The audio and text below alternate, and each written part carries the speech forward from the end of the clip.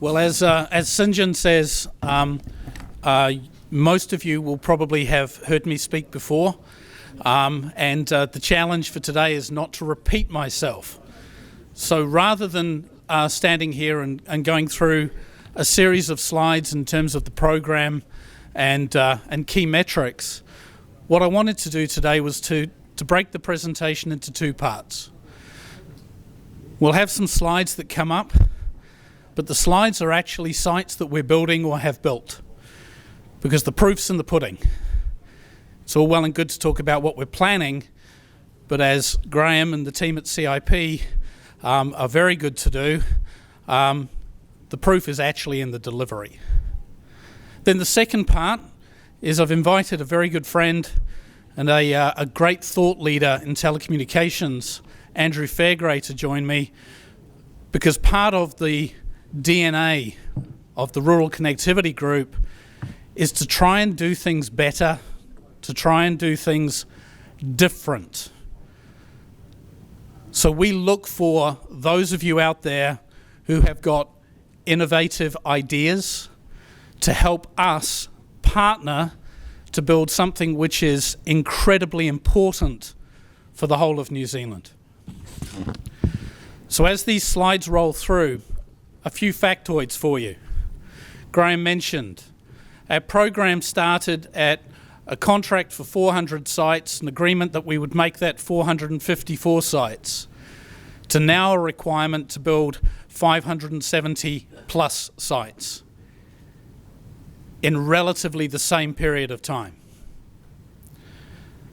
Those additional sites are getting out to the very bleeding edge of the network, which makes power and transmission in particular very, very challenging.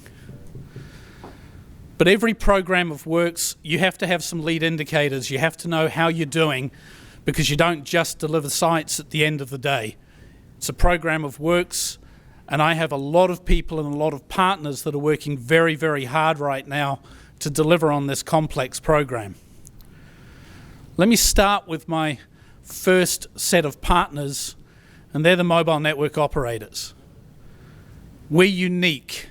We believe we're probably a world first in terms of the complexity that we've taken on board on building a network that integrates three totally different mobile network operators with quite different architecture and design philosophies of their own.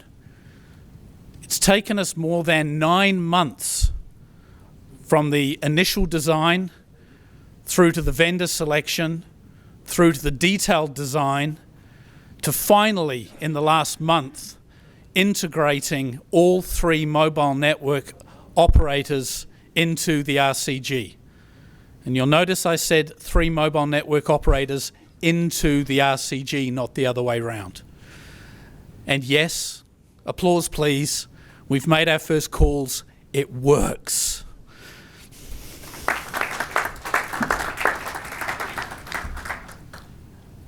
Then we have to acquire sites. So to acquire sites on a nationwide scale is a big exercise as well.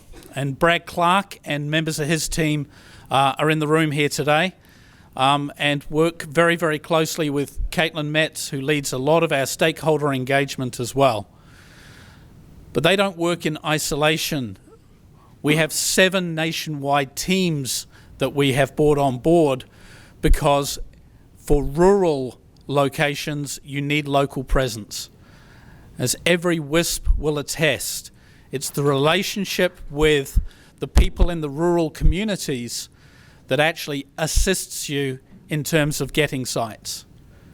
That, and with the help of CIP, relationships with important government agencies like DOC, who were mentioned previously, and I want to call out NZTA, who have been an absolute pleasure to work with, because a large part of our program is actually safety on rural highways. And we couldn't do that if we weren't working very, very closely with NZTA. So 570 sites that we need to build. Detailed designs or initial designs done on 386 out of those sites already. we've allocated approximately 350 of those sites to our 7 nationwide site acquisition teams. And we've already signed leases for the first 115 sites. That's pretty good going, but if I've got to get this program completed largely by the end of 2021 for the master program, by 22 for the full program and 23 for the expansion, we've still got a huge amount of site acquisition work to conclude.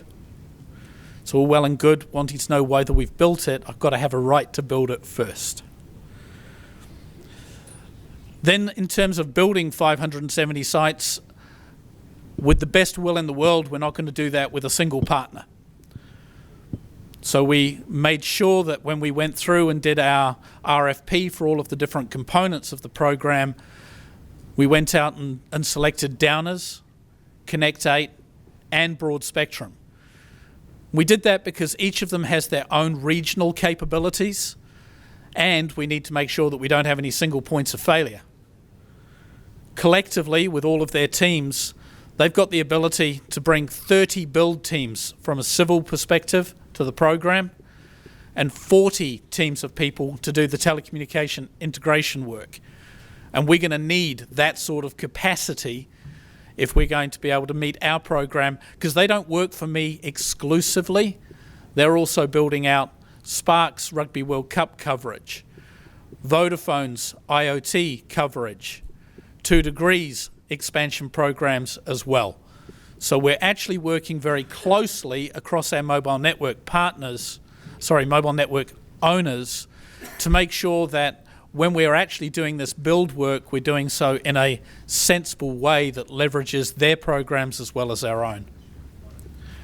And then the last thing from me, power and transmission. Oh, they're so easy. Have huge challenges with both. Great relationships going now with the lines companies, working with most of them throughout the country.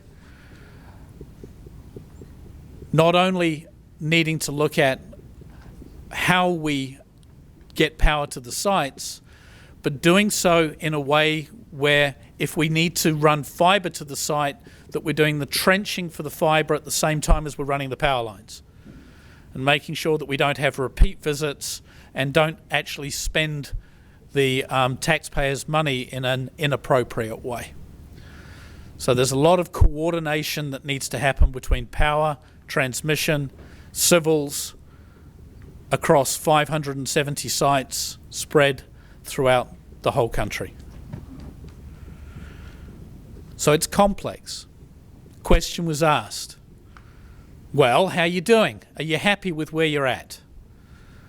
We're actually very happy with the groundwork that we've done. Would I like to have more sites up and running at this stage? Of course I would. Do I feel confident that we will still deliver this program on time, in budget, and have more than 570 sites built, providing eligible end users, highway coverage, and tourism hotspots for New Zealand, and to enable the whole rural economic situation to be dealt with? Yes. We believe we can, and we believe we will.